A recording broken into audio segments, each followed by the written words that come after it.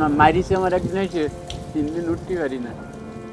প্রথম বাড়ি মেরিছে সালে বাই দিছে, তারপর বাড়ি মেরিছে বেড়ার গায়ে বাই দিছে, আমার গায়ে লাগেনি। তারপর আমি যখন ঘরের ভিতরে ঢুকেছি ওরা 5 জন ঢুকে আমার ঘরের ভিতরে ঠিক মারিছে। যারা টাকা পাবে তারে।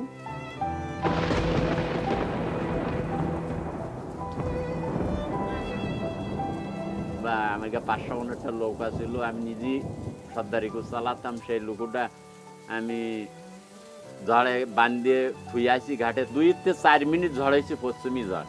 বাড়ির পরে দেখি বাড়ি ঘর তলাই যাচ্ছে, সেখানে আমি সাঁতার দিয়ে গিয়ে দেখি আমার নৌকাটা চলে গেছে। বাড়ি দুটো দোয়া গরু ছিল, সে একদিন মারা গেছে, সে কিন্তু দুধ খাইনি।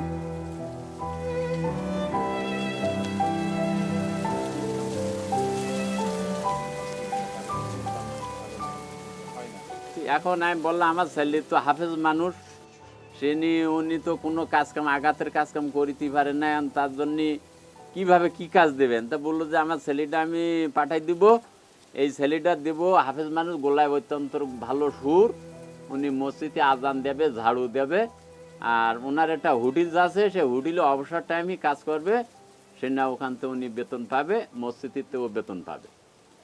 এই যে 3,20,000 টাকা দিয়ে যেটা গেছে সেটা আপনি কিভাবে জোগাড় করছেন? এভাবে জোগাড় করেছি, আমার একটা জাল সেট ছিল এই নদীতে ধরে, ওইটা বেচেছি 40,000 টাকা। বাড়ি দুটো ছাগল ছিল, বেচেছি 25,000, দিছি 20,000, 5,000 ছিল কাতে ঢাকা জাতি পথ খরচ করতে খরচ করিয়েছি, তাহলে এই বড়িছে 60,000। আচ্ছা, ওদের কাছ থেকে লাভে টাকা নিয়েছি 1 লাখ, আরেকজনের কাছে নিয়েছি 40,000। আমার মাঝি মাইয়ের একটা গরু ছিল, সেইটা বেছে নিয়েছি 40,000। ওর এক বন্ধু ছিল কোরিয়ানে, সে বন্ধু টাকা দিল 60,000। ওর বউ টাকা দিল 50,000, বিয়েতে 10,000 খরচ করিয়ে 40,000 এই কাগজপত্রে জমা করেছে। এইভাবে টাকা জোগাড় হয়েছে।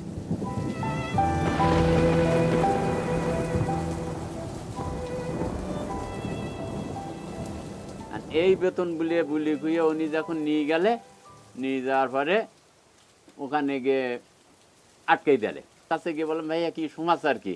তাহলে কোকিল এসে নিয়ে যাবেন, ওদেশের লোক নিয়ে বলে কোকিল, কোকিল এসে নিয়ে যাবে। কোকিল এসে নিয়ে নেন, আরেকজন এসে 100 টাকা দিলে, 100 টাকা দিয়ে আরেকটা রুমে নিয়ে ঢুকই দিলে।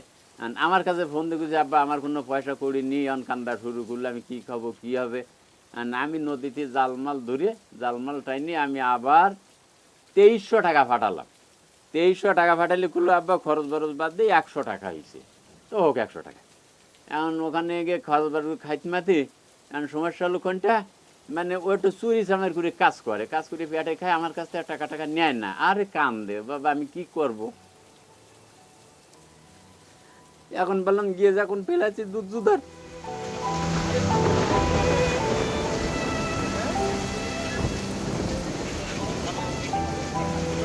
এই কিন্তু গুণ সব লিখে দিতে হবে।